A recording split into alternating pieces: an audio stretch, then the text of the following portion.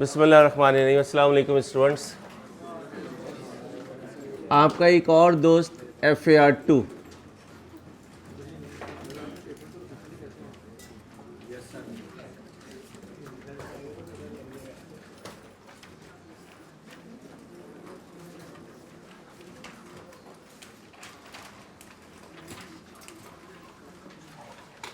FAR2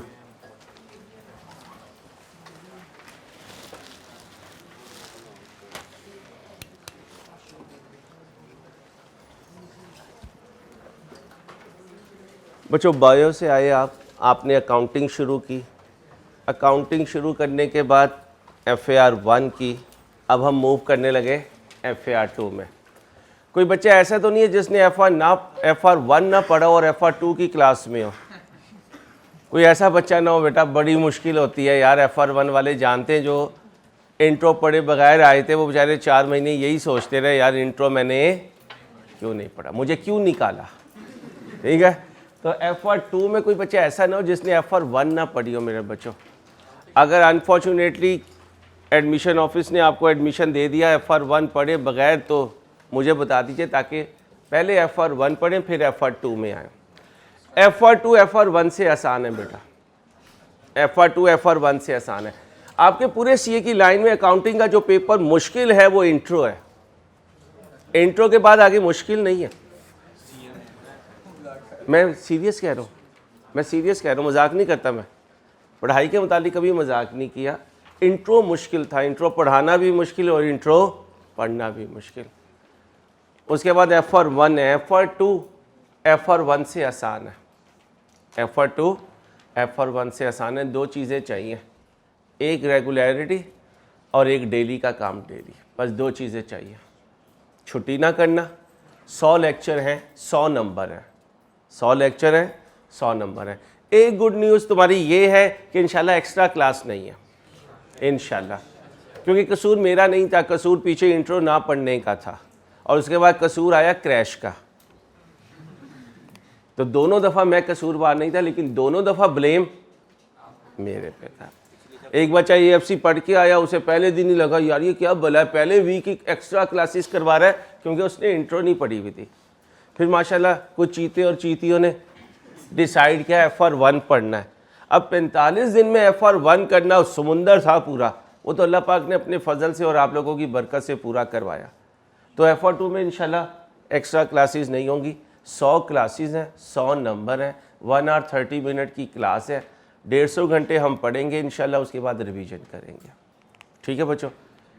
अच्छा, 1.5 घंटे की क्लास में अटेंडेंस और 2 घंटे का होमवर्क आपने 3.5 घंटे डेली FAR2 को देने हैं। सिंपल ही फार्मूलाज आपको बताए जा रहा हूँ। अब कोई बच्चा समझे कि यार मेरा क्यों नहीं हो रहा है, तो इसका मतलब है उसने आज के 2 घंटे FAR2 को नहीं दिया।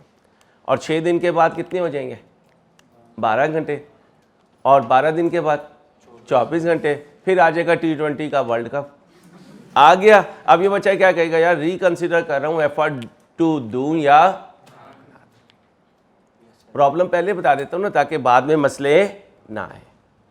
अब ये 130 की स्ट्रेंथ, आज 100 बैठे हुए, बाकी यार आज कौन सी पढ़ाई होनी है, अंसारी अपने मुतालिक बताएगा और हमसे हमारे मुतालिक पूछेगा। अब कल जब ये बच्चा आएगा तो इसे पता ही नहीं होगा कि इसने पहले दिन क्या पढ़ा है। इसने क्वेश्चन भी करवा दिया, इसने स्टैंडर्ड भी शुरू करवा दिया। यार ये क्या बात हुई अंसारी, ये मजाक तो अच्छा नहीं है। ठीक है, आओ ज़रा चलते हैं FAR2 में है क्या। मार्क्स कर दे लो भाई, नहीं मेन देखिएगा बेटा। 5-10 मिनट के आपको एक स्वीटनर दे रहा हूँ, उसके बाद इंशाल्लाह आपको आज के टॉपिक की तरफ लेकर जाऊंगा।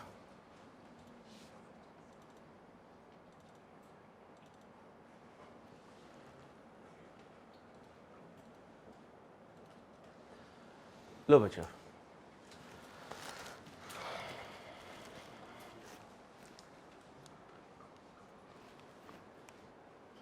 पढ़े जी, क्या लिखा हुआ है?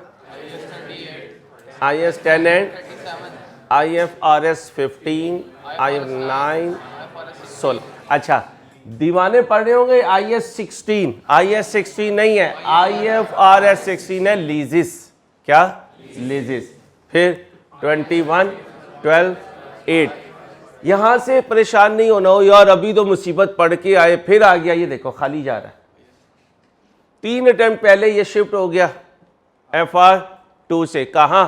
FR1 में। अब ये FR1 में है, तो तुमने क्यों रखा? ये देखो ये अंकल आए हुए हैं, और ये अंकल आए हुए और रिसेंट अटेम्प्ट में इससे रिलेटेड कुछ बातें भी उसने पूछ ली हैं। कहां? FR2 में।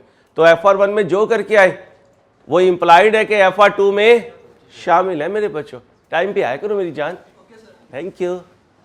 बैठ जाए भाईजान, बैठ जाए, तशरीफ रखें। अब अगली बात सुनना। IS-16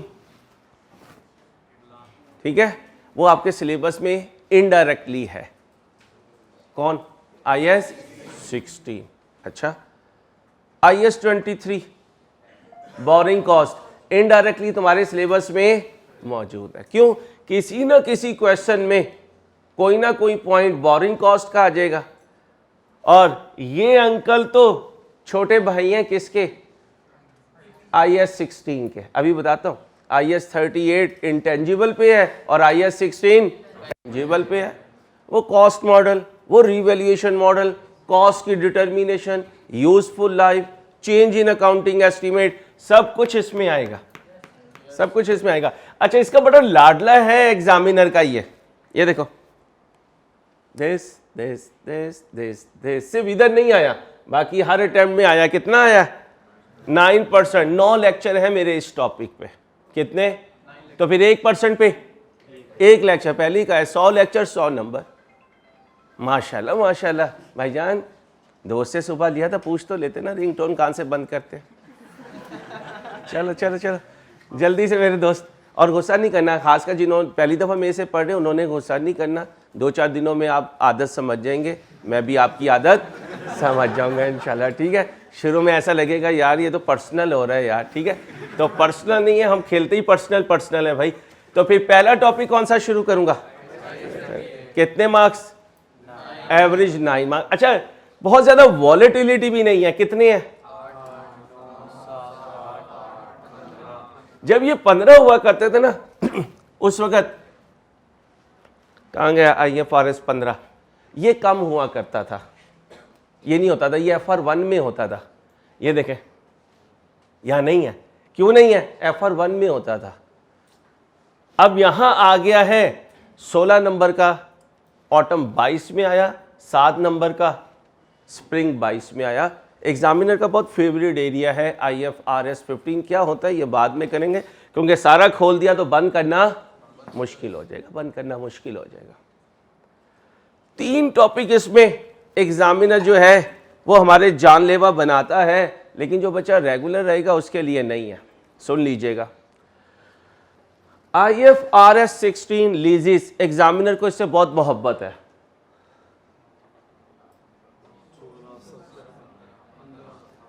वो 15-16 नंबर का कहां से पेपर आता है? लीज से। कहां से? लीज से। आगे सुनिएगा, डेफर्ड टैक्सेशन IS-12,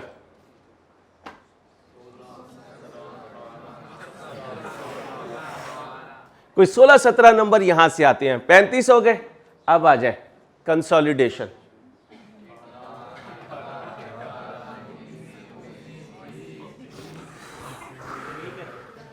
ये 3 टॉपिक आपका आधा पेपर है।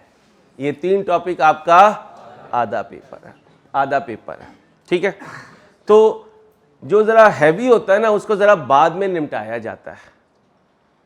जब पॉकेट में कॉन्फिडेंस आ जाए ना फिर हैवी से निपटा जाता है। पहले दिन हैवी से निपटा जाए तो वो हमें रिंग के बाहर करेगा और क्या कहेगा, बेटा तैयार होके आई। ठीक है, इंशाल्लाह हम ग्रेजुअली चलेंगे, आसान एवरेज, आसान एवरेज, आसान एवरेज। और जब हम समझेंगे कि यार बच्चे अब टेम्पो में आ चुके, फिर मैं आपको ले आऊँगा IFRS 15 पे, IS-12 पे और कंसोलिडेशन पे। पहले मैं तुम्हें 8-10 नंबर दिलवाऊंगा कि चलो यार ये इकट्ठे करो, तो बाकी कितना बनेगा? 50 और 50 ये बनेंगे। ठीक है भाई, लिखें जी IS-38। अभी मजीद बातों पे नहीं जा रहा हूँ, डिटेल में जाऊंगा, बात फैलती चली जाएगी। आपको बता दिया 3 मेन टॉपिक हैं जो 50 को कवर करेंगे। कौन से 3? बोलो बोलो जल्दी। नहीं आईएएस छोड़ दो, ये इतना लंबा नामा EF और सो क्या यार। डेफर्ड टैक्सेशन, लीज और कंसोलिडेशन। बोलो कितना? 50। बाकी सारा 50। बाकी सारा पास कितने पे होना है? 50 पे होना है। तो चाहे ये 3 पकड़ लो चाहे बाकी पकड़ लो, बात एक ही है, एक ही है। अच्छा याद रखना, आसान चीज पॉकेट में आ जाए ना तो मुश्किल के लिए खेलना आसान हो जाता है। ये लाइफ में हमेशा याद रखना। और ये मेरा कुलियन नहीं है, जनाब मुस्तफ़ा हज़रत मोहम्मद सल्लल्लाहु अलैहि वसल्लम की मुबारक हस्ती अपनी सारी ज़िंदगी मुबारक में 2 अगर हाल आया करते थे, एक आसान रास्ता और एक मुश्किल रास्ता, तो उम्मत को समझाने के लिए फरमाया करते थे, जिसका मफहूम है कि हमेशा कौन सा रास्ता इख्तियार करो? आसान रास्ता, आसान रास्ता। तो आसान से मुश्किल की तरफ जाएंगे। अच्छा, पुरानी यादें इंसान को हमेशा तंग करती हैं, और अब तो मौसम भी वही चल रहा है पुरानी यादों वाला। अक्टूबर, नवंबर, दिसंबर, जनवरी, फरवरी, ये आइडियल मौसम होता है पढ़ने और पढ़ाने का। पढ़ने का भी बड़ा मज़ा आता है और पढ़ाने का तो अन्य मज़ा आता है भाई। ये पेंसिल ना करना, मेरी बच्चा कौन है भाई, पेंसिल नहीं करना, ये ना दिमाग पे आवाज़ लगती है। रिक्वेस्ट है आपसे। क्या शुरू करने लगा? आईएएस। क्यों ये शुरू करने लगा? इसका नहीं, मेरी मर्जी नहीं मेरी भाईजान, मेरी मर्जी मेरे घर में नहीं चलती। आप सुनो, आईएएस 38 इसलिए शुरू कर रहा हूँ, इसके पीछे है आईएएस 16। कौन है? आईएएस 16। और आईएएस 16 करके आईएएस 38 करती हूँ तो ऐसे ही लगता है यार 16 में ही है। थोड़ा बहुत क्या आ रहा है? इंटेंजिबिलिटी आ रही है। क्या आ रही है? इसलिए आईएएस 38 में 60% तकरीबन तुम्हें 55% आईएएस 16 नजर आएगा, 40, 45, 50% इंटेंजिबिलिटी नजर आएगी। क्या नजर आएगी? इंटेंजिबिलिटी। अब समझ तो गए होगे आज का होमवर्क। थोड़ा थोड़ा समझ रहे हैं? हाँ, आज जाके बेसिक एग्जाम्पल रिवैल्यूएशन की रिवाइज करनी है और बेसिक इंपेयरमेंट रिवाइज करना है। ये 2 बेसिक रिवाइज करने। बेसिक एग्जाम्पल जो FR1 में की हुई है, मुझसे पढ़ा हुआ है तो मेरी एग्जाम्पल, किसी और से पढ़ा हुआ है तो उसकी एग्जाम्पल। डिटेल नोट में ना चले जाना, पहले दिन ही पागल की तरह नोट बना रहे हो। सिंपल छोटी छोटी बातें याद रखना, ताकि कल जब मैं बोलूं तो मेरे साथ आप भी बोले मिली नगमा गाए। मिली नगमा ऐसे ही होता है ना, सारे पढ़ रहे होते हैं। ठीक है, आईएएस 38 बना लें जी, हेडिंग हो गया introduction. IAS 38 intangible assets. Intangible assets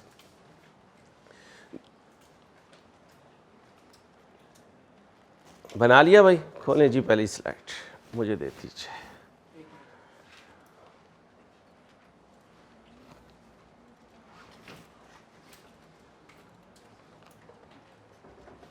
ये हो गया, बना लिया भाई। क्या है जी पहली डेफिनेशन? एसेट लिखें जी। एसेट तरीका सुन लें क्लासेस का। क्या हुआ करेगा, डेली आपको अभी व्हाट्सएप ग्रुप बन जाएगा। डेली सुबह मॉर्निंग में 8:30 पर आपको पीडीएफ फाइल जो है क्लास लेक्चर की व्हाट्सएप ग्रुप में आ जाया करेगी। वही नोट्स ऊपर फोटोकॉपियर के पास भी हुआ करेंगे। जो पास पेपर मैंने करवाना हुआ करेगा वो मैं आपको बता दिया करूँगा, बुकलेट आपको दे दिया करूँगा। इस सीक्वेंस में चलेंगे। आज घर जाके आपने एक फ़ाइल ले लेनी है, छोटे बहन भाई की नहीं मारनी, अपनी फ़ाइल लेनी है, ब्लू फाइल, वो जो बड़ी बॉक्स फाइल होती है। और उसमें लेक्चर वाइज आपने 100 लेक्चर पुट करने हैं। कितने लेक्चर? एक सेपरेटर भी ख़रीद लीजिएगा, क्योंकि वीकली जो टेस्ट होगा वो क्वेश्चन पेपर भी लगाना है, उसका सजेस्टेड सॉल्यूशन भी लगाने हैं, और उसके टॉप पे अपने मार्क्स भी लगाने हैं। कहाँ पे लगाने हैं मार्क्स? टॉप पे। पहला टेस्ट कब होगा इंशाल्लाह अनाउंस करके जाऊंगा, पहले पढ़ाना शुरू कर दूं। क्या था जी एसेट? एसेट क्या था? नहीं सिर्फ एसेट, इंटेंजिबल तो मैंने बोला ही नहीं अभी। क्या है सिर्फ एसेट? आ रिसोर्स। अंडरलाइन करें कंट्रोल को। कहाँ? अपने दिमाग में। ये दिमाग, ये जो अल्लाह ने दिया हुआ है मोटा सा, जिसमें घास भरी हुई है।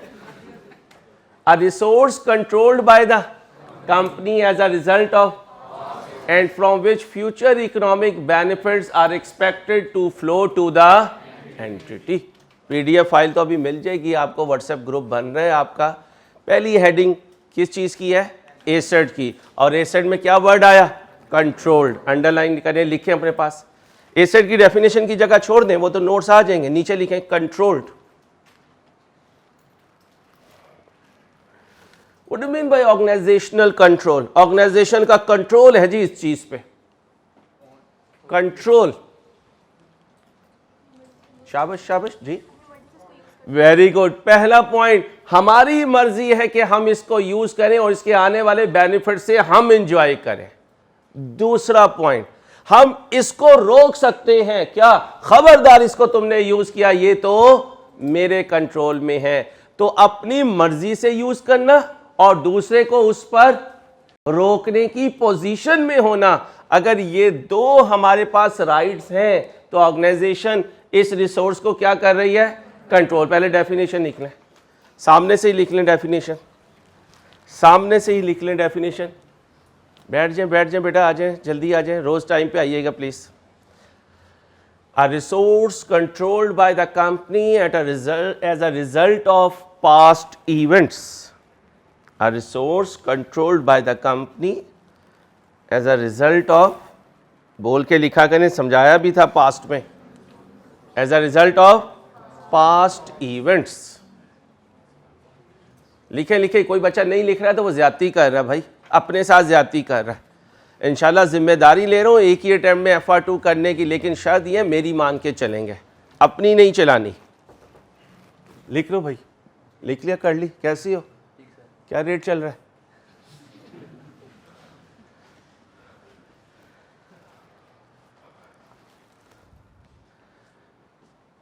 A resource controlled by the company as a result of past events and from which future economic benefits are expected to flow to the entity। But definition लिखने, अब इस पर डिस्कशन करते हैं। क्या है कंट्रोल बेटा?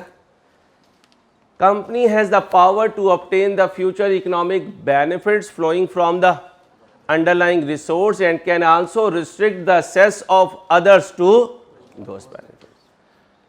तो मेरा एसेट कौन सा होगा? मैं क्लेम करता हूं ये मेरा एसेट है, तो फिर क्या करेक्टरिस्टिक होगी इसमें कि मैं क्लेम कर सकूं ये मेरा एसेट है? इसके बेनिफिट मैं एंजॉय करूंगा और दूसरों को मैं इसे यूज करने से रोक सकता हूं। अगर मेरे पास ये दो राइट्स हैं तो इसका मतलब है मैं इस एसेट को क्या कर रहा हूं बेटा? कंट्रोल कर रहा हूं। अब बताओ, तुम्हारे पास कोई एसेट ऐसा है जिसमें ये दो करेक्टरिस्टिक हो? जी, तुम्हारा मोबाइल। और बॉयज के पास उनकी बाइक, अगर उनके नाम पे है। आमतौर पे हमें वो बाइक दी जाती है जो घर में कोई इस्तेमाल नहीं करता। इसका मतलब हम उसे क्या नहीं कर रहे हैं? कंट्रोल नहीं कर रहे। जिस दिन बड़े भाई का मूड ऑफ हो वो क्या कहता है? बाइक की चाबी रख के जाना, जाओ चिंची पे।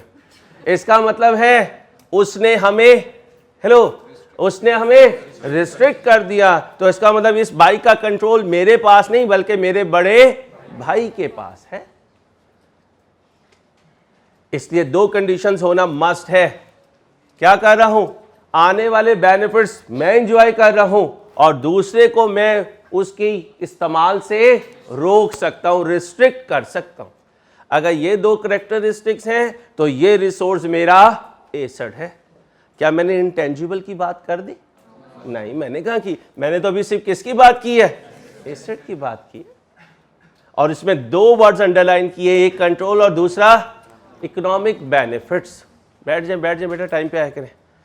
इकोनॉमिक बेनिफिट्स सुन लीजिए, याद करो फिर इंट्रो। जिसने इंट्रो नहीं पढ़ी वो FR1 याद करे, क्योंकि मैं वहां पर भी बोलता रहा हूं। जब मैं ये कहूँ ना याद करो, तो इसका मतलब होता है अपने रेलिवेंट टीचर को याद करो। उसने जरूर बोला होगा, हर टीचर बोलता है। इनकम की दो क्वालिटीज थी या दो करेक्टरिस्टिक्स होती हैं, इंक्रीज इन एसेट और डिक्रीज इन लायबिलिटी। अगर इसको ऐसे बोलूं, इंक्रीज इन रेवेन्यू और डिक्रीज इन कॉस्ट, इसे भी क्या कहते हैं? Economic benefits. तो इकोनॉमिक बेनिफिट्स क्या है? इनकम या रेवेन्यू का इंक्रीज हो जाना या कॉस्ट का डिक्रीज हो जाना, ये क्या कहलाएगा? Economic benefits. क्या है? This means increase in revenue और डिक्रीज इन कॉस्ट। कोई बच्चा बच्ची जो मुझे एसेट की डेफिनेशन बता दे। देखे बगैर ना, पढ़े बगैर देखे बगैर सब मेरे जहन में बैठ गई। A resource controlled by the entity.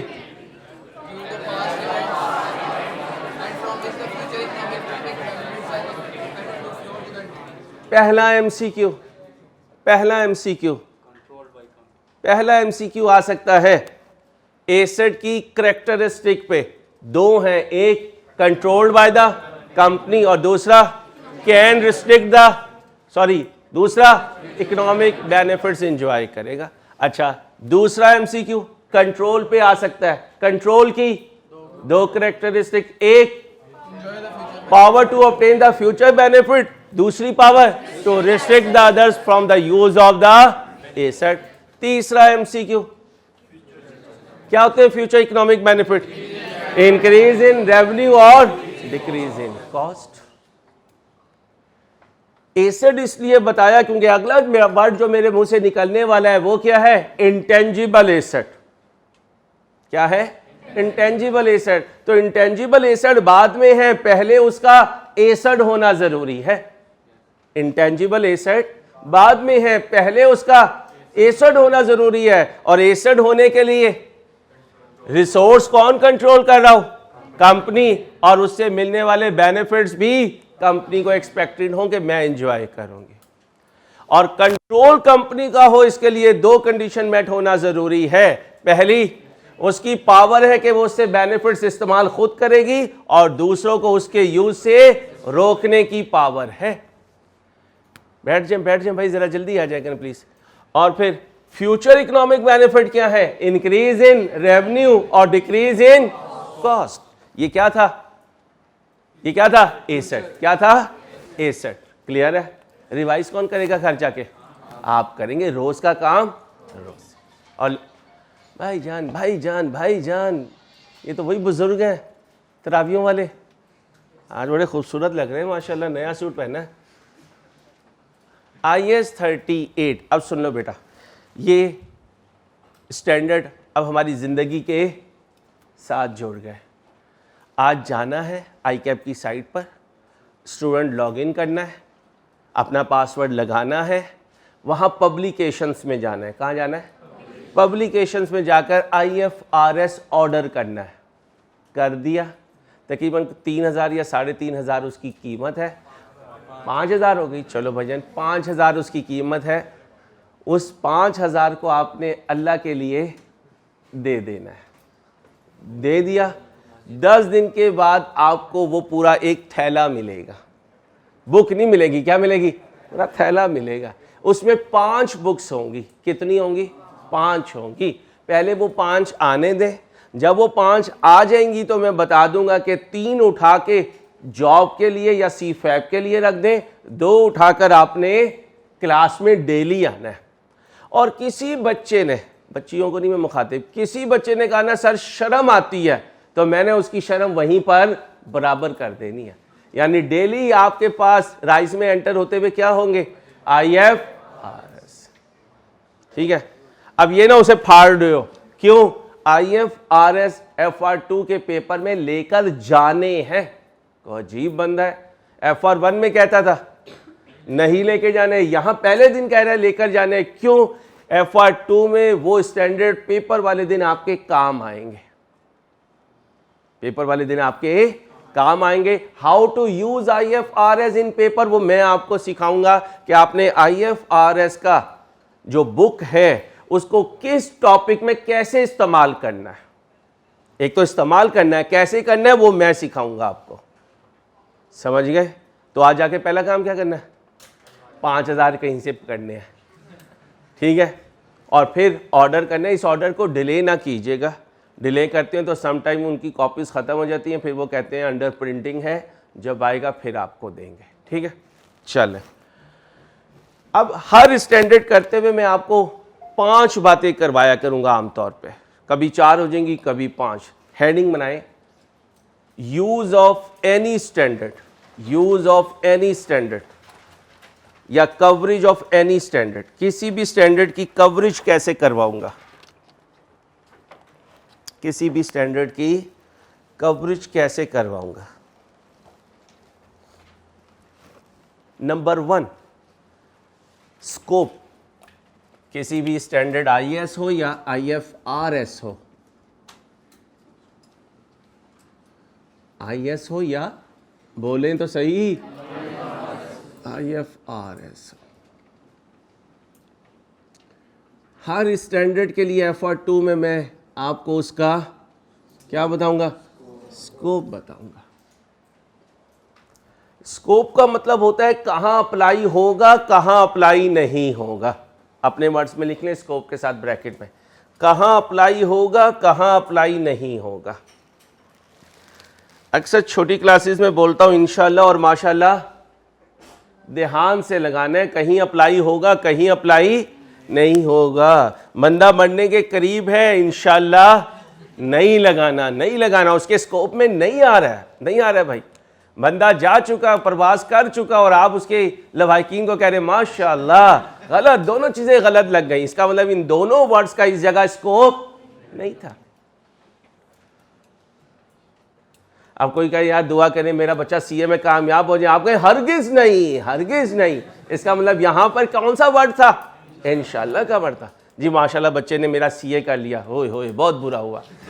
अब क्या वर्ड लगाना था, माशाल्लाह लगाना था। तो ये है स्कोप, कहां अप्लाई होगा, कहां अप्लाई नहीं होगा। अभी चलते हैं IS 38 पे, देखते हैं उसका स्कोप क्या है, कहां अप्लाई होगा और कहां अप्लाई नहीं होगा।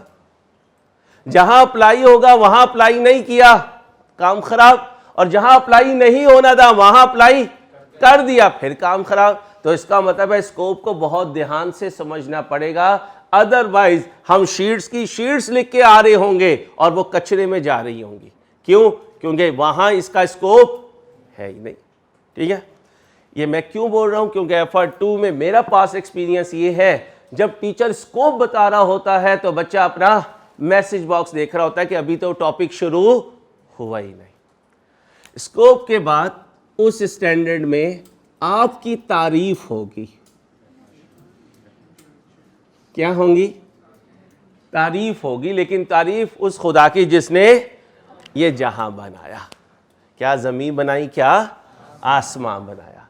तो अब किसकी तारीफ, जो इस स्टैंडर्ड या इस IFRS में टर्म्स यूज होनी है उन्हें डिफाइन किया जाएगा, उन्हें क्या किया जाएगा, डिफाइन किया जाएगा। अब ये वो डेफिनेशन नहीं है जो तीसरी चौथी क्लास में हुआ करती थी। इस डेफिनेशन से पूरा 20 नंबर 18 नंबर बेस कर रहा होगा, क्योंकि सही डेफिनेशन लेकर चलेंगे तो एप्लीकेशन सही होगी। जब डेफिनेशन में ही प्रॉब्लम होगी तो आगे एप्लीकेशन भी सही नहीं होगी। तो स्टैंडर्ड में जितनी टर्म्स होंगी उनको डिफाइन किया करेंगे। इसके बाद इस स्टैंडर्ड में एक बहुत इंपॉर्टेंट वर्ड हुआ करेगा, रिकॉग्निशन क्राइटेरिया। क्या, recognition criteria. What do you mean by recognition criteria? FR1 में भी करते रहे। किस टाइम रिकॉर्ड करना है, किस टाइम रिकॉर्ड करना है, व्हेन टू रिकॉर्ड, कब रिकॉर्ड करें, कब रिकॉग्नाइज करें। और आमतौर पे कुछ क्राइटेरिया होता है, जब वो क्राइटेरिया मीट हो जाता है तो हम उस आइटम को क्या कर लेते हैं, रिकॉग्नाइज कर लेते हैं। रिकॉग्नाइज करने का मतलब रिकॉर्ड करना, रिकॉग्नाइज करने का मतलब रिकॉर्ड करना। क्यों इस पे टाइम लगा रहा हूं, क्योंकि पूरे 100 घंटों में रोज इनसे वास्ता पड़ेगा। कभी स्टैंडर्ड आएगा तो उसका, और फिर उस स्टैंडर्ड में डेफिनेशन, फिर उस स्टैंडर्ड के अकॉर्डिंगली रिकॉग्निशन क्राइटेरिया। जब रिकॉग्निशन क्राइटेरिया मीट हो जाएगा and we are ready to record the item, तो उसकी इनिशियल मेजरमेंट हुआ करेगी। क्या हुआ करेगी, इनिशियल मेजरमेंट। इसलिए हर स्टैंडर्ड में आपको नजर आएगा आमतौर पे क्या, इनिशियल मेजरमेंट।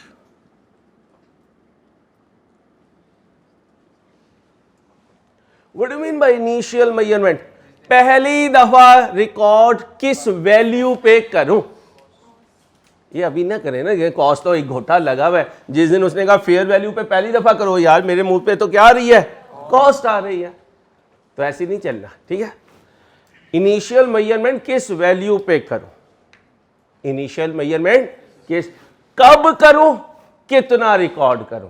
हेलो, कब करूं, कितना रिकॉर्ड करूं। डेफिनेशन में किसको रिकॉर्ड करूं, स्कोप में कहां रिकॉर्ड करूं, 16 में करूं 38 में करूं। स्कोप में क्या है, 16 में करूं, 38 में करूं, 23 में करूं, 20 में करूं, 40 में करूं, कहां करूं, किसे रिकॉर्ड करूं, कब रिकॉर्ड करूं, पहली दफा कितना रिकॉर्ड करूं।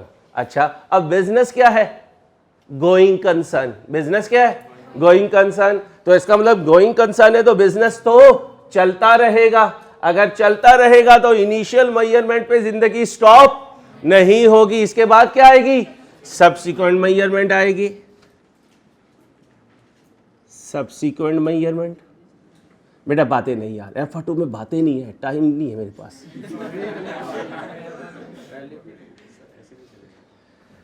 सब्सिक्वेंट मेजरमेंट, जब सब्सिक्वेंट मेजरमेंट करते हैं, इसको ये नहीं कहना कि पहली मेजरमेंट के बाद कैसे रिकॉर्ड करो, इसको कहना है बैलेंस शीट डेट पर कैसे रिकॉर्ड करो। क्या बोलना है, बैलेंस शीट डेट पर, इनकम स्टेटमेंट डेट पर कैसे रिकॉर्ड करो। तो सब्सिक्वेंट मेजरमेंट का मतलब how to record in income statement and balance sheet. वो कहते हैं ना, आज ही हमने बदले हैं कपड़े, आज ही हम नहाए हुए हैं। पहली क्लास है FR2 की, इसलिए आगे चल के आप क्या दिया करेंगे, डिस्क्लोजर दिया करेंगे। वो जालिम जो नोट होता है, वो जालिम जो नोट होता है।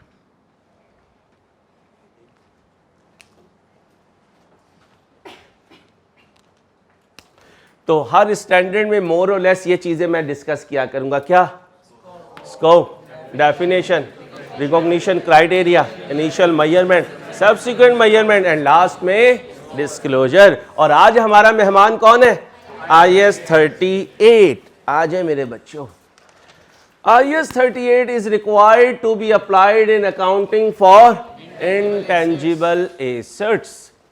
ये क्या है और ये क्या है, अब वो बता रहा है कि 38 कहां अप्लाई होगा, इनटेंजिबल एसेट्स की अकाउंटिंग में। साथ ही बताएगा कहां रिकॉर्ड नहीं होगा, कहां अप्लाई नहीं होगा। तो IS 38 कहां अप्लाई होगा, इंटेंजिबल एसेट्स की अकाउंटिंग में। कहां अप्लाई नहीं होगा, यहां अप्लाई नहीं होगा। अभी इसकी डिटेल में नहीं मैं जा रहा, इसकी डिटेल में नहीं जा रहा। क्यों, इसकी डिटेल में जाने का मतलब है मैं इन स्टैंडर्ड्स में चला गया, घुस गया, जबकि मुझे तो इनसे अभी दूर रहना है। मेरा दोस्त कौन है मेरे इस टॉपिक में, IS 38। जैसे IS 2 कहां अप्लाई होगा, कहां अप्लाई होगा, इन्वेंट्री में। यानी याद करो जरा इंट्रो FR1, अगर मेरा बिजनेस ही मशीन्स का था तो मैं मशीन्स खरीदता था और बेचता था, ये मशीन्स मेरी इन्वेंट्री। और अगर मेरा काम था मार्कर्स का और मेरे ऑफिस में AC लगा हुआ था, अब ये मेरा फिक्स एसेट। तो कभी intangible asset as a asset use होगा और कभी मैं खरीद रहा हूंगा और बेच रहा हूंगा, और कभी बनाकर बेच रहा हूंगा, कभी बनाकर बेचूंगा, कभी खरीद कर बेचूंगा। तो क्या अप्लाई करूंगा, IS 2 अप्लाई करूंगा। डेफर्ड टैक्स एसेट्स, अब ये तुम्हारे लिए अजीब बात है। क्यों, अभी तक सारी जिंदगी में क्या सोचा है, या तो टैक्स एक्सपेंस होता है और अगर पे करने से रह जाए तो पेबल होता है, एडवांस टैक्स दे दूं प्रीपेड होता है। लेकिन यहां कहानी थोड़ी ठीक है। तो यहां डेफर्ड टैक्स सिखाऊंगा आपको। कौन से स्टैंडर्ड में, 2 में। अब है ये भी एसेट, एसेट है, और इन्वेंट्री भी एसेट है। वो कहता है कंफ्यूज ना हो जाना एसेट के नाम से कि यार ये एसेट है तो कहां जाएगा, 38 में। नहीं, अगर एसेट बिकने के लिए तो 2 में, अगर डेफर्ड टैक्स का एसेट है 12 में, लीज का एसेट है IFRS 16 में, फाइनेंशियल एसेट है 32 में, गुडविल है IFRS 3 में। ये मुख्तलिफ एसेट्स हैं, मुख्तलिफ एसेट्स हैं। अभी इन किसी एसेट पे मेरी बात नहीं हो रही। ये क्या लिखा हुआ है? एसेट। ये क्या है? एसेट। ये क्या है? एसेट। ये क्या है? एसेट। ये क्या है? एसेट। ये भी एसेट। मैं इससे डिनाई नहीं कर रहा ये एसेट्स नहीं है। IAS 38 इससे डिनाई कर रहा है कि भाई मैंने इनमें डील नहीं करना, भाग जाओ। मेरे पास सिर्फ क्या लेकर आना? IAS 38 को अगर अप्लाई करना है तो क्या लेकर आना? इंटेंजिबल एसेट्स लेकर आना। ठीक है, आगे सुनिएगा। अभी इंट्रोडक्शन देता हूं भाई, आज इंट्रोडक्टरी क्लास है, देता हूं अभी। डेफिनेशन क्या है? N intangible asset is an identifiable non-monetary asset without physical substance। लिखें जी डेफिनेशन, लिखें लिखें। पूरे 9 लेक्चर में इस डेफिनेशन ने यूज होना है। जल्दी जल्दी मेरे बच्चों, जल्दी जल्दी, शाबाश। सिर्फ 100 लेक्चर्स हैं हमारे पास। An intangible asset is an identifiable non-monetary asset without physical substance। कर लो याद 1 मिनट में, क्योंकि बहुत यूज होना है इस वर्ड ने, इस टर्म ने बहुत यूज होना है। An intangible asset is an identifiable non-monetary asset without physical substance। आप सब बच्चों की एक पार्टी जो है एक बच्चे की तरफ ड्यू हो गई है, क्योंकि ये जो 1 हफ्ते की छुट्टियां गई हैं, हज़रत ने अपने गांव विज़िट किया था, खालू जान मोहतरम से मुलाकात हुई और he has shown his consent for this boy. ठीक है भाई, तो एक दफ़ा क्लैपिंग होनी चाहिए बच्चे के लिए, हैं? खालू मान गए। अब हमने तालियां बजा दी, अब ये हमें क्या देंगे? आप देख नहीं रहे, नए सूट्स भी आए हैं उधर से। जब कोई बंदा मेल नए सूट पहने तो समझो सूट आने वाला काम शुरू। देखो हमने कहीं पहने हैं, पुराने पहने में उम्र गुजर गई, वो काम हुए हुए, इसलिए अब भाई रोज क्या पहना करेंगे? नए नए सूट। चलो भाई, नहीं नहीं, मैंने पिछले टाइम में, जाने दे, रिकॉर्डिंग जा रही है, मेरी घरवाली मार डालेगी मुझे। क्या कह रहा है यार Khan? An intangible asset is an identifiable without, कहता है एक इंटेंजिबल एसेट की 3 करेक्टरिस्टिक होती हैं। एक करेक्टरिस्टिक इससे भी पीछे है कि वो क्या है? एसेट है। अगर वो एसेट है तो क्या है? Controlled by the entity from which economic benefits will flow to the entity. और कंट्रोल करे इसके लिए 2 है, power to obtain the benefits and power to restrict the others to use the asset. और इकोनॉमिक बेनिफिट 2 हैं, या तो revenue में अप होगा या कॉस्ट की डिक्रीज हो। ओके हो गया। अब हमने कहा कि ये एसेट की डेफिनेशन पे तो पूरा उतर रहा है, क्या हम इसे इंटेंजिबल एसेट कह दें? उसने कहा ये 3 चीजें देख लेना। क्या देख लेना? आइडेंटिफिएबल है, नॉन मॉनिटरी है और विदाउट फिजिकल। अब आइडेंटिफिएबल का मतलब होता है जिसकी शनाख्त की जा सके। आइडेंटिफिएबल का मतलब जिसकी, लिखो आइडेंटिफिएबल, जहां आइडेंटिफिएबल लिखा है डेफिनेशन में वहां लिखो जिसकी शनाख्त की जा सके।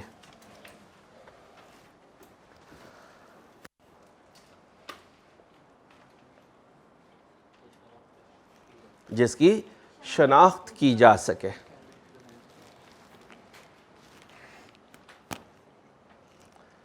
अब कोई एसेट इंटेंजिबल में फॉल करना चाहे कि यार मुझे इंटेंजिबल एसेट कहो, तो हम कहेंगे भाई आइडेंटिफिएबल हो। वो कहता है वो क्या होता है? कहता है ये 2 करेक्टरिस्टिक अगर तुम्हारे अंदर हैं तो हम समझ लेंगे कि तुम क्या हो? आइडेंटिफिएबल हो। पहला, separable, can be exchange, rented, sold और ट्रांसफर्ड। अब किससे सेपरेबल है? बिजनेस से सेपरेबल है, यानी मैं बिजनेस, ये इंटेंजिबल एसेट अगर मुझसे अलहदा होकर इसको किसी के साथ एक्सचेंज किया जा सके, इसको अकेले किराए पर दिया जा सके, इसको अकेले बेचा जा सके और इसको अकेले किसी को ट्रांसफर किया जा सके, तो हम कहेंगे कि भाई ये क्या है, ये सेपरेबल है। Separable from what? From business. यानी बिजनेस को छोड़कर ये जा सके। अब बताओ मेरा ये बच्चा क्या हो चुका पिछले दिनों? सेपरेबल हो चुका। इसके खालू आकर इसको एक्सचेंज करवा सकते हैं, किराए पर दे सकते हैं, बेच सकते हैं और ट्रांसफर कर सकते हैं, लेकिन शर्त है कि इसकी फिजिकल एग्जिस्टेंस ना हो। यही तो है, इंटेंजिबल की बात हो रही है भाई। किसकी बात हो रही है? इंटेंजिबल। सेपरेबल समझ में आ गया?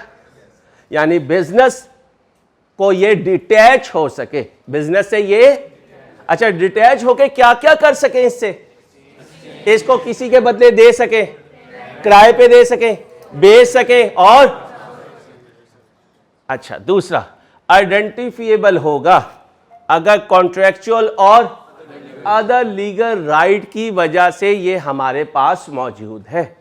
और कॉन्ट्रैक्ट आप जानते हो बी लॉ में पढ़ा था, वही डेफिनेशन है, वही डेफिनेशन है। अच्छा, लीगल राइट और कॉन्ट्रैक्ट में फर्क जानते हो? लीगल राइट का मतलब हुकूमत उस मुल्क की इन्वॉल्व हो गई, कॉन्ट्रैक्ट का मतलब दो पार्टीज में डील है, लीगली उसे डॉक्यूमेंट होना जरूरी नहीं है। तो या तो कॉन्ट्रैक्ट हो दो पार्टीज के दरमियान, या फिर कोई लीगल राइट हो, बाय लॉ एनफोर्सेबल हो, बाय लॉ क्या हो? एनफोर्सेबल हो। और याद रखना, लीगल राइट का मतलब अगर कोई पार्टी ब्रीच करेगी तो दूसरी विक्टिम पार्टी कोर्ट में जा सकती है, उसे कहते हैं लीगल राइट होना। उसे क्या कहते हैं? लीगल राइट होना। इसलिए अक्सर लोग कहते हैं यार कॉन्ट्रैक्ट किया, इसको क्या कर ले? लीगली रजिस्टर करवा ले। क्या करवा ले? पाकिस्तान में पिछले सालों में बहुत ज्यादा प्रॉपर्टी पे कब्जे हुए। अब लैंडलॉर्ड जब प्रॉपर्टी किराए पे देता है तो किराएनामे को अदालत में रजिस्टर करवा लेता है, ताकि कोई कब्जा करे तो अदालत में जाकर ये प्रूव कर सके, देखें जी मैंने इसको किराए पे दिया था, ये सारे डॉक्यूमेंट्स इसके ओरिजिनल नहीं है जो इसने कब्जा करते हुए डेवलप किए। तो फिर आइडेंटिफिएबल एसेट क्या होगा? सेपरेबल हो, और दूसरा कॉन्ट्रेक्चुअल और अदर लीगल। अगर ये कंडीशन पूरी हो गई तो क्या हो गया? आइडेंटिफिएबल। अभी एग्जांपल नहीं करवाऊंगा। क्यों नहीं करवाऊंगा? पहले थोड़ी सी डोज ले लो, ताकि फिर जब हम एग्जांपल्स करें तो हमें प्रॉब्लम ना हो। नॉन मॉनिटरी, नॉन मॉनिटरी क्या होता है? नॉन मॉनिटरी सुन लीजिए। मॉनिटरी पहले समझना पड़ेगा, फिर नॉन मॉनिटरी समझ में आएगा। तो ये क्या बात हुई अंसारी? ये ऐसी ही बात हुई। याद करें जरा, इंट्रो आ गए। करंट एसेट IS 1 ने डिफाइन किया, या non current asset? Current asset define किया, और क्या कहा? जो करंट एसेट नहीं है वो नॉन करंट है। ऐसे ही कहा। हम किसे डिफाइन करेंगे? मॉनिटरी को। और जो मॉनिटरी एसेट नहीं होगा वो नॉन मॉनिटरी होगा। मॉनिटरी एसेट क्या होता है? कैश, बैंक और डेटर। इसको आसान लफ्जों में, जिस एसेट के बदले डिफाइंड पैसा जेब में आ सके उसे क्या कहते हैं? Monetary asset. और जिस एसेट का डिफाइंड पैसा पॉकेट में ना आ सके वो, अब ये इसी क्या है? नॉन मॉनिटरी है। नॉन मॉनिटरी है कैसे? ये कोई पैसा पड़ा हुआ है? नहीं, इसको बेचकर पैसा आ सकता है, इसको बेचकर पैसा आ सकता है। जबकि कैश खुद क्या है? कैश है। बैंक से पैसे निकाले, कैश है। डेटर मुझे कितने पैसे देगा? डिफाइंड पैसे देगा। क्या पैसे देगा? डिफाइंड। इसकी वैल्यू ऊपर भी जा सकती है और इसकी वैल्यू नीचे भी जा सकती है। कभी ऐसा नहीं हुआ कि हमने आज 10,000 रुपए बैंक में रखवाए और कल को वो कहे 8,000 ले लो। कितने देगा? 10,000 देगा। 10,000 देगा। तो डिफाइंड करेंसी में कन्वर्ट हो जाए जो एसेट वो मॉनिटरी और बाकी सारे नॉन मॉनिटरी। तो कौन सी एग्जांपल है? कैश, बैंक और डेटर। तो इंटेंजिबल एसेट क्या होते हैं? कैश नहीं होता, इंटेंजिबल एसेट बैंक नहीं होता, इंटेंजिबल एसेट डेटर नहीं होता, होता है एसेट। अच्छा अगली बात सुने, कुछ बच्चे यहां से ये समझते हैं वो पैसे में कन्वर्ट नहीं हो सकता। भाई दुनिया का हर एसेट अल्टीमेटली पैसे में कन्वर्ट होता है, लेकिन वो जो कन्वर्जन होती है वो डिफाइंड नहीं होती। वैल्यू अप भी जा सकती है और वैल्यू डाउन भी जा सकती है। और last, non physical substance. What do mean by non physical substance? जिसकी फिजिकल एग्जिस्टेंस ना हो, जो मादे की शक्ल में ना हो, सब्सटेंस की शक्ल में ना हो। यहां कुछ लोग कंफ्यूज होते हैं। कैसे कंफ्यूज होते हैं? ये अपना बहरिया, इसने रियाज मलिक को तड़ी लगा दी जियो पे आके, देख लूंगा मैं, देख लूंगा, आओ बाहर जरा, सर ने मुझे बनाया बहरिया का मालिक, तो मैं बहरिया का मालिक हूं। अब रियाज मलिक ने कहा बेटा तुम्हारी जान को खतरा है, तुम्हारी जान को खतरा है। इसने असला लाइसेंस ले लिया। क्या ले लिया? असला लाइसेंस। और लाइसेंस का जो पेपर मिला वो जेब में रख लिया। लाइसेंस का जो पेपर मिला वो जेब में रख लिया। अब इसने जेब से वो पेपर निकाला और मुझे कहता है देखो अंसारी गलत पढ़ा रहे थे क्लास में, तुम कहते हो लाइसेंस एक इनटेंजिबल एसेट है जबकि ये पेपर तो टेंजिबल है। अब मैं इसे क्या कहूंगा, बेटा जरा पेपर गौर से देख, गौर से देख, कहेगा पेपर है। मैंने कहा ये पेपर एसेट नहीं है, इसके पीछे छुपी हुई परमिशन जो है वो एसेट है। तो समटाइम क्या होता है, इनटेंजिबल एसेट किसी पर्टिकुलर फिजिकल सब्सटेंस में नजर आता है तो धोखा नहीं खाना। ये जो सब्सटेंस है ये सेकेंडरी है और उसके अंदर जो पावर है वो प्राइमरी है, वो प्राइमरी है। जैसे ये अपना बबलू प्रोफेसर, इसने प्रोफेसर्स के लिए एक गेम बनाई, सॉफ्टवेयर बनाया। अब वो सॉफ्टवेयर किसी डिस्क पे आएगा, भाई किसी सीडी पे आएगा। अब सीडी को देखें कहें भाई ये टेंजिबल है, तो हम क्या कहेंगे, ये तो टेंजिबल है, लेकिन इसके अंदर जो सॉफ्टवेयर है वो क्या है, इनटेंजिबल है। तो सम टाइम हमारा इनटेंजिबल एसेट डॉक्यूमेंट हो जाता है या किसी फिजिकल सब्सटेंस को यूज करता है। वो फिजिकल सब्सटेंस जो है वो इनटेंजिबल नहीं है, इनटेंजिबल है उसके अंदर का परमिशन, उसके अंदर का राइट या उसके अंदर का सॉफ्टवेयर। तो सॉफ्टवेयर हो जाए, कोई लीगल राइट हो जाए, लाइसेंस हो जाए, फ्रेंचाइज हो जाए, तो वो जो पेपर होगा कॉन्ट्रैक्ट का उसको नहीं फिजिकल समझना, उसके अंदर जो परमिशन है वो इनटेंजिबल है। तो इससे कंफ्यूज नहीं होना। मैंने इसमें अपनी बुक में 2-3 एग्जांपल भी पुट कर दी हैं ताकि ये पॉइंट क्लियर रहे। पहला पॉइंट क्या है, आइडेंटिफिएबल, दूसरा और तीसरा। अगर ये 3 कैरेक्टरिस्टिक किसी एसेट में है तो वो कौन सा एसेट कहलाएगा, इनटेंजिबल एसेट कहलाएगा। कौन सी 3 कैरेक्टरिस्टिक?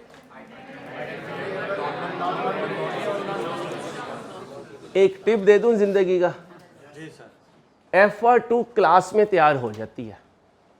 को अजीब अजीब बातें करता है तो यार, FR2 यकीन करें क्लास में तैयार हो जाती है अगर क्लास में आप स्टैंडर्ड को रिटेन करते चले जाएं। FR2 कुछ नहीं है, रिटेंशन ऑफ स्टैंडर्ड्स है, कोई रॉकेट साइंस नहीं है। ना पढ़ाना ना पढ़ना, ना पढ़ना ना पढ़ाना, कोई रॉकेट साइंस नहीं है, स्टैंडर्ड्स है और रूल्स पे वाई तो है ही नहीं। मसलन ये अपना बबलू 2 कबाब 1 नान खड़ा हो जाए, कहे ये ऐसे क्यों है, तो मैं क्या कहूंगा, ISB से पूछो। किससे पूछो? ISB से। तो हम उसके बने हुए स्टैंडर्ड को चैलेंज नहीं कर सकते, दिल माने या ना माने, जो स्टैंडर्ड कहेगा हमने उसको फॉलो करना है। जरा बता दें एसेट क्या होता है जल्दी से। एसेट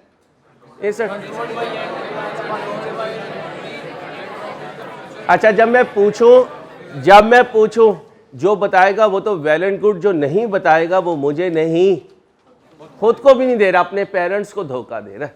मैं हमेशा इमोशनल होकर कहता हूं कि तुम नहीं हो, तुम्हारे पेरेंट्स हैं जिनका पैसा लगा तो आज क्लास में बैठे हुए हो। तुम तो पेपर देकर चले गए थे ना और मौज मस्ती कर रहे थे, उस वक्त माँ बाप शाम में बैठ के तुम्हारी फीसों की अरेंजमेंट सोच रहे थे कि हॉस्टल भी लेना है, राइस को भी देने हैं, आई कैप को भी देने हैं। अब मैंने तुम्हें IFRS का कहा, तुम में से हार्डली किसी की सोच में भी है कि 5,000 कहाँ से लाऊंगा। क्या होगा, एक मैसेज होगा, बजी बुक लेनी है। अब वो जहां से मर्जी करे बेचारा, उसने तुम्हें कल तक आज तक 5,000 देने ही देने हैं। तो तुम रिस्क पे नहीं हो, तुम्हारे वालिद साहब रिस्क पे हैं। खुदा का वास्ता है, अब बिल्कुल क्रिटिकल स्टेज पे खड़े हो, या इधर हो या इधर हो। अपने आप को संभालना ना, तुमने ये जो सीरीज चल रही है इस पे वक्त बर्बाद करना है।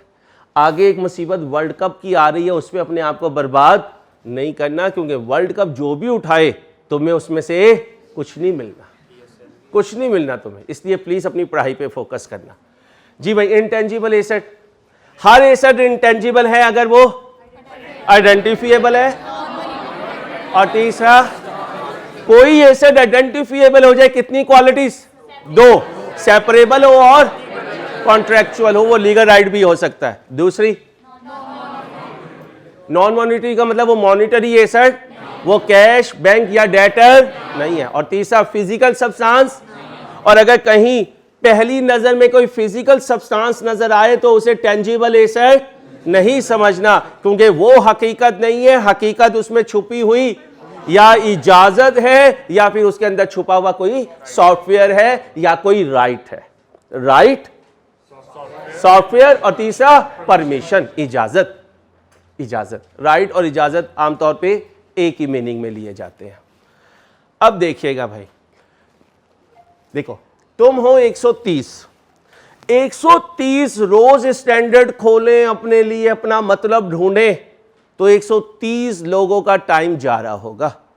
मैं तुम्हारे बिहाफ पे तुम्हें जो लिखवाऊंगा नीचे उस स्टैंडर्ड के पैराग्राफ लिखूंगा। इसका मतलब ये नोट्स मैंने कहां से बनाए, पैराग्राफ 4, 5, 8, 10, 11, 12। मेरे हर नोट्स में पूरे 100 घंटों के 100 लेक्चर्स में 150 घंटों में हर हेडिंग के नीचे क्या लिखा हुआ होगा, स्टैंडर्ड का पैराग्राफ नंबर। पढ़ा मैं इधर दूंगा, पेपर वाले दिन स्टैंडर्ड लेकर जाओगे। कहीं पे खुदा ना खास्ता कहीं प्रॉब्लम आई, स्टैंडर्ड तुम्हें पता होगा सर ने ये हेडिंग किस पैराग्राफ से लेकर हमें पढ़ाई थी। और जब आपका सिलेबस ख़त्म होगा इंशाल्लाह, अल्लाह ने हिम्मत दी तो सारे लेक्चर्स के नाम होंगे और आगे रेलिवेंट स्टैंडर्ड के पैराग्राफ होंगे, ताकि आखिरी दिनों में उस समरी को रिवाइज करते रहो। फिर पूरी बुकलेट लेकर तो जाओगे, लेकिन ब्रेन में पूरा आपके पैराग्राफ्स मूव कर रहे होंगे। तो इसको फोकस रखना, इग्नोर नहीं करना। जब तैयार करोगे, ये तैयार करने के बाद इसको रिटेन करोगे कि ये हेडिंग किन पैराग्राफ से है। तैयार हो, या तुमने पढ़ने हैं सारे स्टैंडर्ड्स? हाँ नहीं यार सर, ऐसे ना करो सर जी। चलो भाई जी, अभी नहीं, अभी नहीं, अभी नहीं।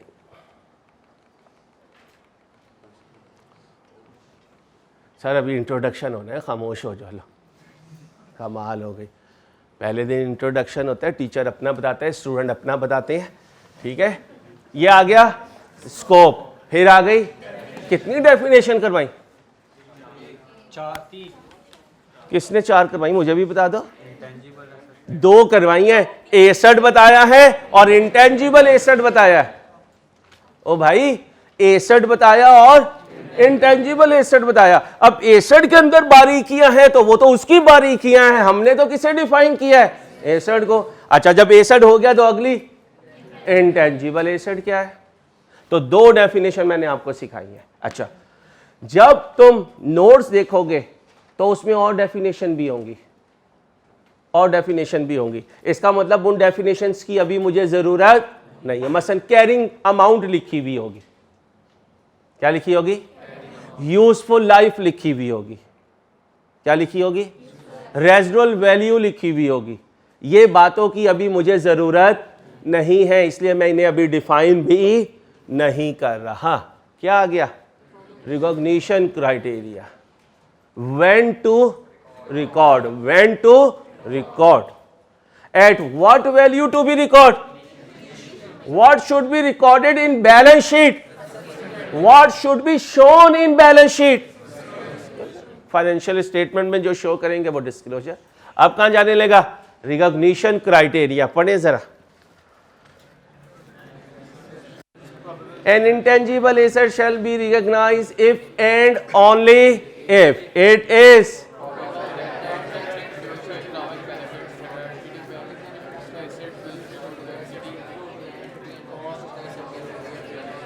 रखो अपने दिल पे हाथ, नहीं है ये FR1?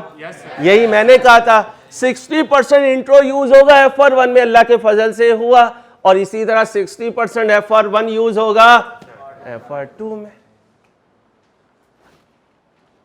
ओके, कब रिकॉर्ड करूंगा इंटेंजिबल एसेट को अपनी बुक्स में? जब क्राइटेरिया मीट होगा। क्राइटेरिया क्या है? और cost can be measured reliably, और ये वही बात है जो IAS 16 में लिखी हुई है। इसलिए मैंने कहा था IAS 38 IAS 16 का छोटू भाई है। कौन सा भाई है? छोटू भाई है।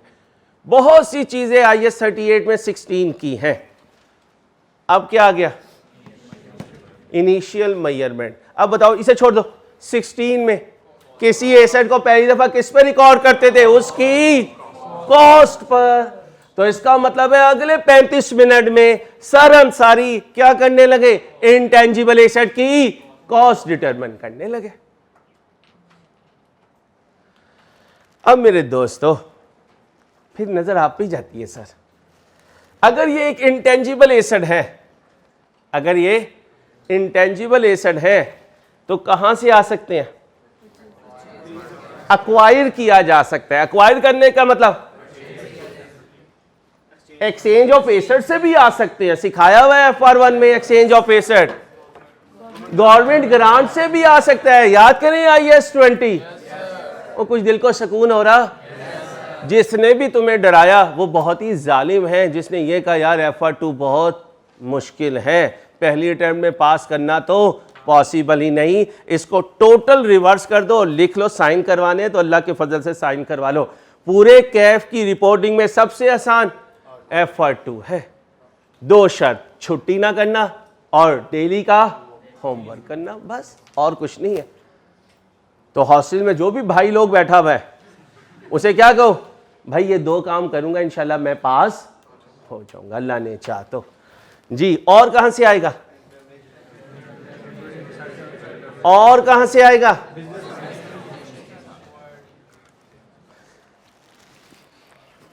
सर टोर चेंज हो गई है, अब तो मिनरल वाटर की बोतल साथ होती है।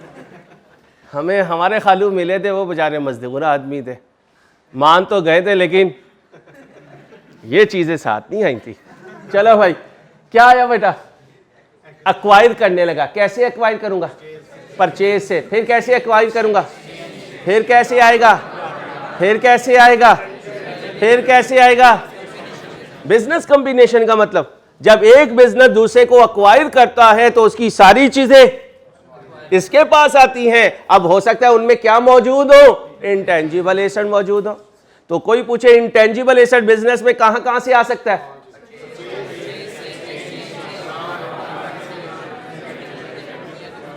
मुश्किल?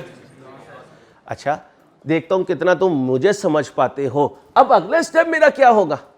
सर आप हर तरीके से लाना सिखाएंगे, हर तरीके से लाना सिखाएंगे। जब हर तरीके से एसेट इन होगा तो हर सोर्स के अंदाज से उसकी कॉस्ट भी चेंज होगी, डिफरेंट होगी। इसका मतलब हम कॉस्ट कितनी दफा डिटरमाइन करेंगे? 5 दफा डिटरमाइन करेंगे, और फिर ये होगी हमारी इनिशियल मेजरमेंट। जी प्यारे दोस्त, अभी कुछ भी नहीं है, सारा पूरा समुंदर है।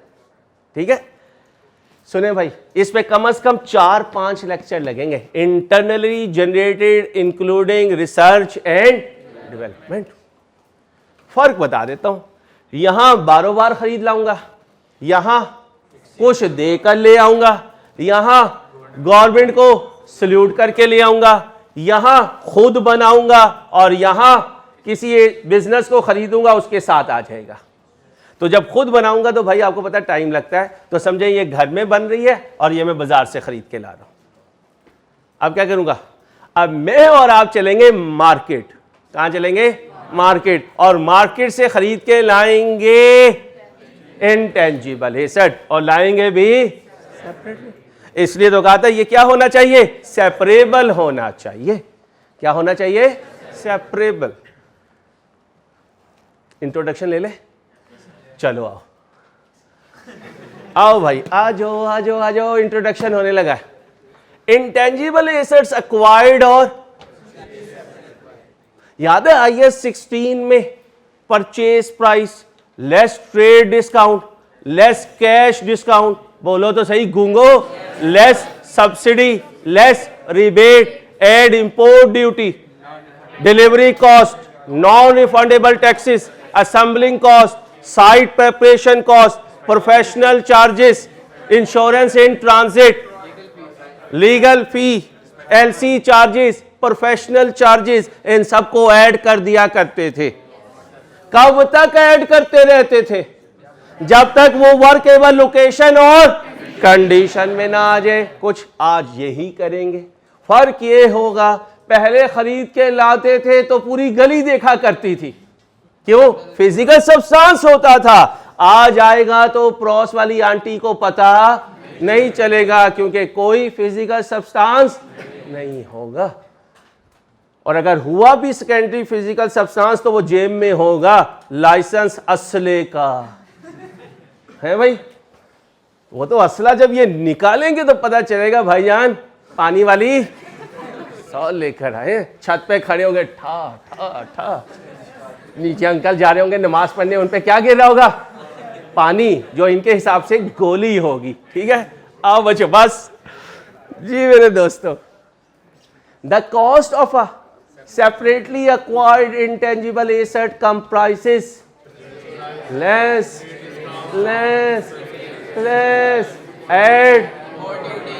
अच्छा, अब आप कहोगे जिसकी फिजिकल सब्सटेंस नहीं है उसकी इंपोर्ट ड्यूटी किस चीज की। अगर आपने सॉफ्टवेयर खरीदा गेम्स का तो किस पे आ रहा होगा, सीडीज में आ रहा होगा, और फिर आप उसकी क्या दे रहे होंगे, इंपोर्ट ड्यूटी।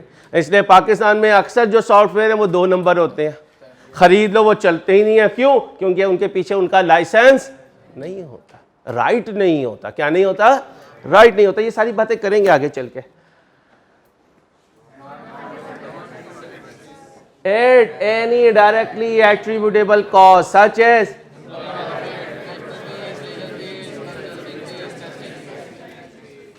याद है बर्गर बनाने वाली मशीन, सैंपल बनाया था, सैंपल से कुछ पैसे आए थे, वो आने वाली रिसीट को सैंपल कॉस्ट में से माइनस किया था, उसे हमने टेस्टिंग कॉस्ट कहा था। सोच सिर्फ ये है कि इस वक्त हमारी स्टोरी टेंजिबल की नहीं है, किसकी है, इनटेंजिबल की है। आगे चलो, इंट्रोडक्शन देना है जी भाई। ये याद है, ये सारी पुरानी बातें। आज मैंने नया सिर्फ एक वर्ड बोला है, क्या, इनटेंजिबल एसेट। बाकी सारी कहानी कौन सी चल रही है, F1 चल रही है। आज सिर्फ 2 बातें क्लास में न्यू है, 2 स्टोरीज न्यू है, एक इंटेंजिबल एसेट और एक टेंजिबल एसेट। अच्छा, इनडायरेक्टली ये भी इंटेंजिबल है, ये जो कंसेंट होती है ना, रजामंदी, इंटेंजिबल। तो जो आज का टॉपिक है वही यहाँ की हकीकत है। ठीक है, और मैं इन्हें मशवरा दूंगा कि कॉन्ट्रैक्ट कर लें, बाद में खालू मुकर गए तो काम खराब होगा। लीगल डॉक्यूमेंट करना चाहिए इन्हें, डॉक्यूमेंट तैयार कर लें, कब्जा जब मर्जी ले लें। आगे चलो बच्चों, ला भाई। Exclusion, excuse me, exclusion from cost of intangible asset. कहता है ये चीजें आपने इंटेंजिबल एसेट की कॉस्ट में शामिल, और हम मेंटली तैयार हो चुके, इनमें से अक्सर चीजें वो होंगी जो IAS 16 में एक्सक्लूड किया करते थे। ठीक है, cost of introducing a new product. New product आप लॉन्च कर रहे हैं तो उसमें जो एडवर्टीजमेंट होगी, जो उसकी प्रमोशनल एक्टिविटी होगी, वो कभी एसेट की कॉस्ट में ऐड नहीं होगी। Cost of conducting business in a new location. हम सिंध में कैंपस खोल लें, new location with new class of customers. Let's say कि हम नाबीना लोगों के लिए अकाउंटिंग की क्लासेस शुरू कर दें। हम अबव एवरेज जो स्टूडेंट्स होते हैं, लेट्स से 21 से अबव स्टूडेंट्स जिन्होंने अभी तक कोई बेसिक ट्रेडिशनल एजुकेशन नहीं की, ICAP ने कहा इनके लिए भी CA ओपन है, तो फिर ये क्या होगी? न्यू क्लास ऑफ कस्टमर होगी। हम MNS, MPS और एस्टेब्लिशमेंट के बच्चों को पढ़ाना शुरू कर दें, आम बच्चे को एडमिशन ही ना दें, तो क्या हुई? या तो हम तर जाएंगे या फिर हम गायब हो जाएंगे। ठीक है, आगे चलो। स्टाफ को जब भी ट्रेन करेंगे कोई कॉस्ट नहीं, admin cost never, general overhead never, initial operating losses never, cost of redeploying the asset, asset को हम खत्म कर रहे हैं, रीडिप्लॉय कर रहे हैं, दोबारा लॉन्च करें या ना यूज करें, इसमें जो भी एडिशनल कॉस्ट आएगी वो एसेट की कॉस्ट में ऐड नहीं होगी। ये सारी की सारी कॉस्ट क्या रखनी है? एक्सक्लूड रखनी है। क्या रखनी है? एक्सक्लूड। सुनते जाइएगा, फिर एग्जांपल से करवाऊंगा। ये क्या है? सिखाया था। कब रुकते हैं?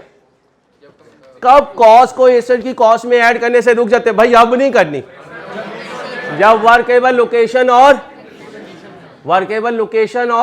कंडीशन में आ जाए। लिखा हुआ है, क्या लिखा हुआ है? Capitalisation of cost stops when intangible asset is in workable location and. नया है पुराना है? पुराना है। अच्छा है पुराना लेकिन टॉपिक नया है। टॉपिक का नाम क्या है? Intangible asset, IS 38। अब ये बात भी पुरानी है। कैसे? सुनना। याद है intro? Simple transaction, complex transaction. अच्छा, जिन्होंने इंट्रो नहीं पढ़ा हुआ परेशान ना होना। एक होती है सिंपल ट्रांजैक्शंस और एक होती है कॉम्प्लेक्स ट्रांजैक्शन। एक होती है सिंपल ट्रांजैक्शन और एक होती है कॉम्प्लेक्स ट्रांजैक्शन। मैं समझाने की कोशिश करता हूं। मैंने क्रेडिट परचेज की खान साहब से 2 महीने के क्रेडिट पर। खान साहब ने कहा 20,000 रुपए की होगी। मैंने गुड्स ली और कहा ठीक है 2 महीने के बाद मैं आपको कितने पैसे दूंगा? 20,000 दूंगा। मैंने कहा खान साहब प्रोफेसर को कितने महीने का क्रेडिट देते हो? उन्होंने कहा 2 महीने का। मैंने कहा मुबशिर को 2 महीने, अबू बकर 2 महीने, बहरिया 2 महीने। तो कह सकता हूँ 2 महीने नॉर्म है क्रेडिट टर्म्स देने की, और ये क्रेडिट पीरियड कितना अलाउ करते हैं? 2 महीने। ओके हो गया। खान साहब के पास हजरत आ गए, दावत बरकत हो। ठीक है, क्या कहते हैं? खान क्रेडिट परचेज करनी है तुमसे। खान ने कहा कर लो। 5 साल का क्रेडिट चाहिए। कितना चाहिए? 5 साल का। अब अहमद जो क्रेडिट मांग रहा है वो नॉर्म है या एबनॉर्म है? एबनॉर्म है। खान कहेगा मिल जाएगा। ये कहेगा 20,000 का, ये कहेगा नहीं 20,000 का तो उन्हें मिलेगा जो 2 महीने का क्रेडिट है। मैं तुमसे 25,000 लूंगा। कितने? और हर साल तो मुझे कितने दोगे? 5,000। तो 5 सालों में कितने बने? 25,000। समझते जाइएगा। अब मुझे बताएं अहमद कितना एक्स्ट्रा पे कर रहा है? 5,000 extra to what? Extra to normal credit period. क्या बोला? खान से जब मैं 20,000 की चीज ले रहा हूं तो क्या खान मुझसे फायदा कमा रहा है? कमा रहा है सर, लेकिन वो कमाई नॉर्मल कमाई है।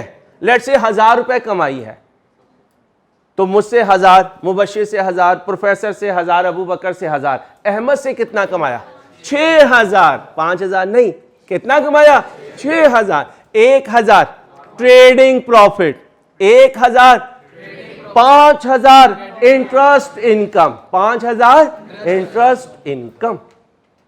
5,000 जो खान के लिए 5,000 इंटरेस्ट इनकम है वो अहमद के लिए इंटरेस्ट एक्सपेंस है। अब जैसे ही इंटरेस्ट एक्सपेंस जहन में आया फौरन IS 23 जहन में आ गया। अब या तो उसे एक्सपेंस आउट करूंगा या फिर उसे कैपिटलाइज करूंगा।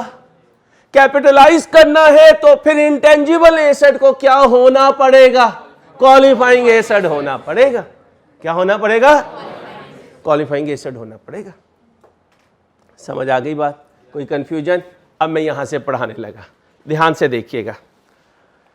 If payment for an intangible asset is deferred beyond normal credit terms, its cost is the cash price.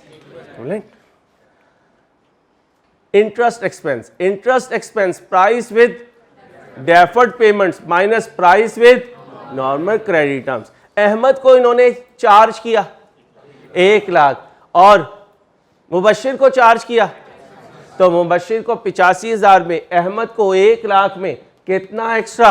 15,000। ये 15,000 अहमद के लिए इंटरेस्ट है। अब अहमद इस इंटरेस्ट को या तो क्या करेगा और या फिर क्या करेगा? IAS 38 का कौन सा पैराग्राफ है? 25, 26, 27, 28, 29, 30, 31, 32। ये जितनी मैंने कॉस्ट की डेफिनेशंस बताई, कॉस्ट की डिटर्मिनेशन सिखाई, इन पैराग्राफ्स में IFRS में लिखा हुआ है और उसका क्रंच मैंने अपने नोट्स में दे दिया। तैयारी करोगे मेरे नोट्स से। अगर सारे पास पेपर मेरे नोट्स से सॉल्व होते जा रहे तो फिर इसका मतलब है कि चीजें जो हैं वो सही डायरेक्शन में जा रही हैं। और अगर मेरे नोट्स पढ़ने के बाद पास पेपर में मैं तुम्हें कहूँ अच्छा बच्चों ये सुनो, बच्चों वो सुनो, तो तुम क्या कहोगे? सर फिर नोट्स रिलायबल नहीं है और ये कहानी 1 वीक में सामने आ जाएगी। तो पास पेपर जब सामने आए, नोट्स तुम्हारे सामने हो, तुम्हारे जहनों में मौजूद हो, जहां भूलोगे मैं तुम्हें पेज रेफर करूंगा, बच्चों देखो फला पेज पे मैंने फला बात सिखाई थी। अगर वहां से क्वेश्चन सॉल्व हो रहा है तो फिर प्रॉब्लम यहां आ रही है, और वो क्या है? घर जाके रिवाइज नहीं कर रहे, प्रैक्टिस नहीं कर रहे। और अगर सॉल्व हो रहा है तो फिर इसका मतलब है कि हमें मेहनत करनी चाहिए। और ये गोल्डन अटेम्प्ट है। पता है क्यों है? सर्दियों की अटेम्प्ट है, सर्दियों की अटेम्प्ट है। सर्दियों की अटेम्प्ट, गोल्डन अटेम्प्ट सारी जिंदगी से रही है सीए वालों के लिए। 6:45 बजे ईशा हो जाएगी, सुबह 6:15 बजे फजर होगी। पूरी रात पड़ी है हमारे पास पढ़ने के लिए। आधी रात भी पढ़ लें और आधी रात सो जाएं फिर भी अटेम्प्ट पास हो जाएगी। कोई बिजली का मसला नहीं है। मोबाइल कभी तो ज़िंदगी में कोई सही काम हो, इसे चार्ज करना है, इसकी टॉर्च से पढ़ सकते हो। रूममेट भी नहीं कहेगा यार लाइट बंद कर, पंखा बंद कर, कोई भी नहीं है। Pin drop silence. तो बेटा गनीमत जानना और इस अटेम्प्ट को बड़ा केयरफुली लेके चलना। अगली अटेम्प्ट टेक्निकल होगी। गर्मी, छोटी ईद, बड़ी ईद, मुहर्रम, ये सारी चीज़ें आएंगी अगली अटेम्प्ट में। इस अटेम्प्ट में 25 दिसंबर भी संडे की है, मैंने चेक कर लिया। अब मेरी अगली दुआ चल रही है कि 12 रबीउल अव्वल भी इतवार की आ जाए ताकि हमारी कोई भी छुट्टी ना हो। क्या मज़ेदार बैच होगा ना यार, क्या सेशन होगा। पप्पू यार एक भी छुट्टी नहीं यार। ये है इंट्रोडक्शन, इसे कहते हैं इंट्रोडक्शन। हो गया इंट्रोडक्शन? चलो अच्छा, जिन दिनों में तुम छुट्टियां मना रहे थे उन दिनों में ये कैलकुलेशन कर रहा था यार कौन कौन सी छुट्टी आएगी। अल्लाह का फजल है, सिर्फ 2 छुट्टियां हैं रिजल्ट की, मंडे और ट्यूसडे। और अगर कहीं तुम राज़ी हो गए ना सर हम ये दिन आपके साथ सेलिब्रेट करेंगे, तो हम मंडे ट्यूसडे भी पढ़ सकते हैं। अच्छा, लो भाई, योर टाइम स्टार्ट्स नाउ। जल्दी से कैलकुलेशन कर दें मुझे। कल से 8:30 पर PDF फाइल आपके ग्रुप में आ जाया करेगी। आज की बॉदरेशन ले लीजिए।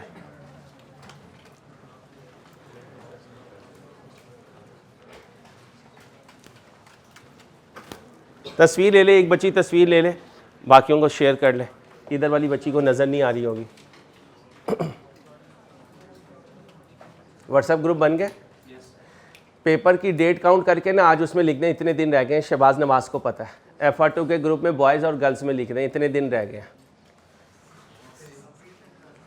ये अभी तो जिसने समझ लिया ना उसकी ज़िंदगी तर जाएगी। उसकी ज़िंदगी गुजार लो। ये 6-8 महीने की कहानी है, फिर तो ऑडिट पे ही जाना है।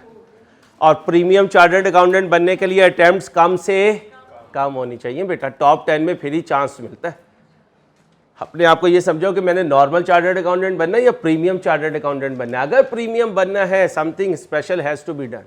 और वो यही है कि टाइमली क्वालिफाई करें, ठीक है। और पहले दिन से ये समझेंगे डू एंड डाई है, नॉकआउट राउंड शुरू हो गया। जो ये कहेगा ना अभी तो शुरू हुआ है, उसका ख़त्म भी फिर कभी नहीं होता, ठीक है। प्लीज़ ट्राई करें, 2 मिनट है।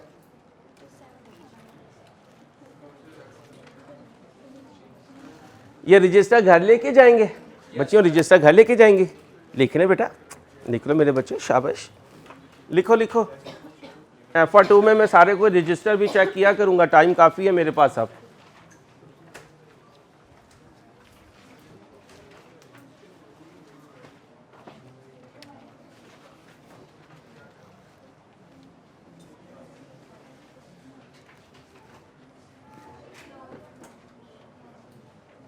नो पेपर नथिंग हैज, यार क्या कर रहे हो यार। अब्दुल्ला कैसी हो?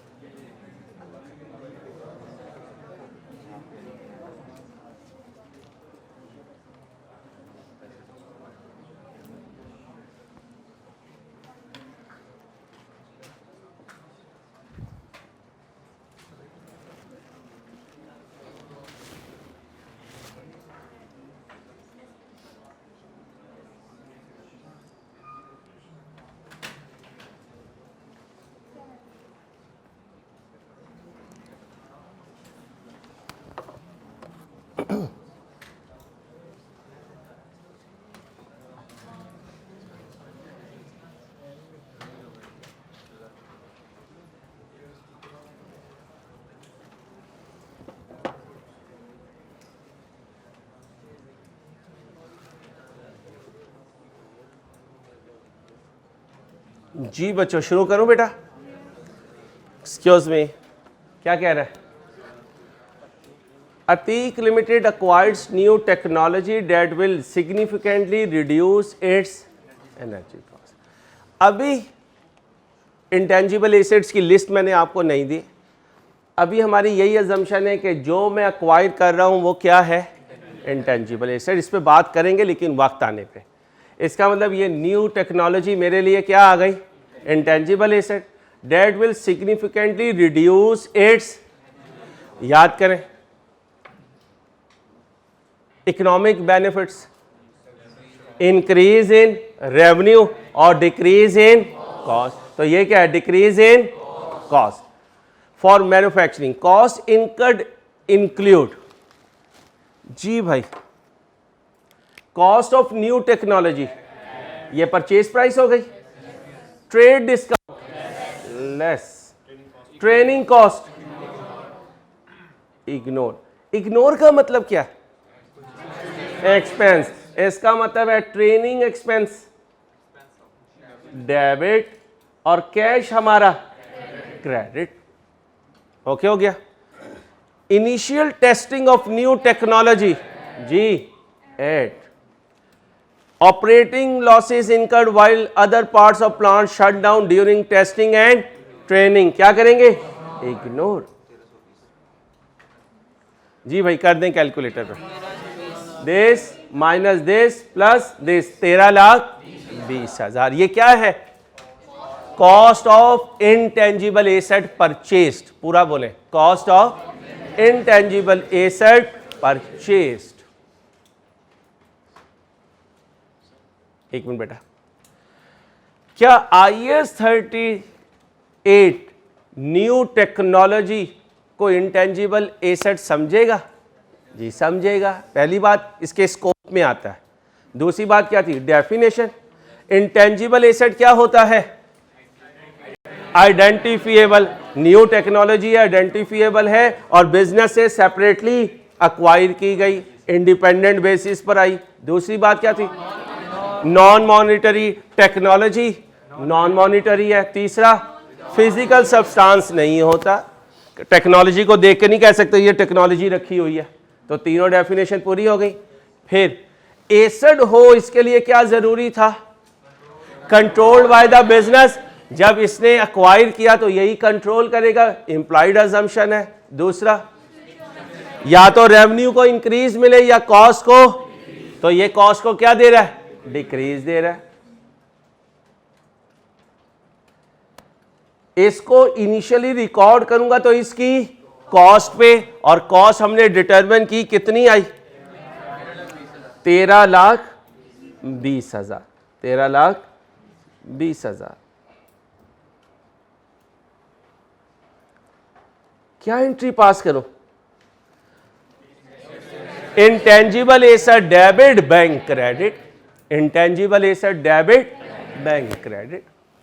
और जो क्राइटेरिया मीट नहीं कर रहे खर्चे उनके लिए एक्सपेंस डेबिट बैंक क्रेडिट। लेके अकाउंटिंग एंट्रीज के नीचे accounting entry of intangible asset, accounting entry of intangible asset, recognition, accounting entry. Recognition का मतलब ही ये है कि इसे बिजनेस की बुक्स में रिकॉर्ड कर रहे हैं। Accounting entry of intangible assets,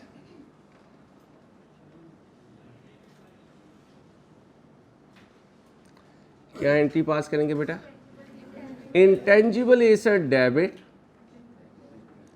intangible asset debit और बैंक क्रेडिट। क्या वैल्यू बनी बेटा, 13,20,000।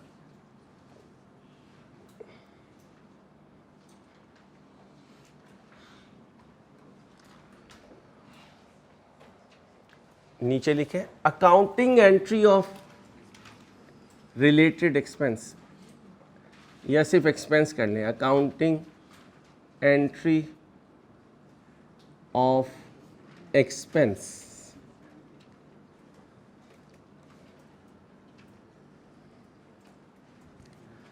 Expense debit bank credit.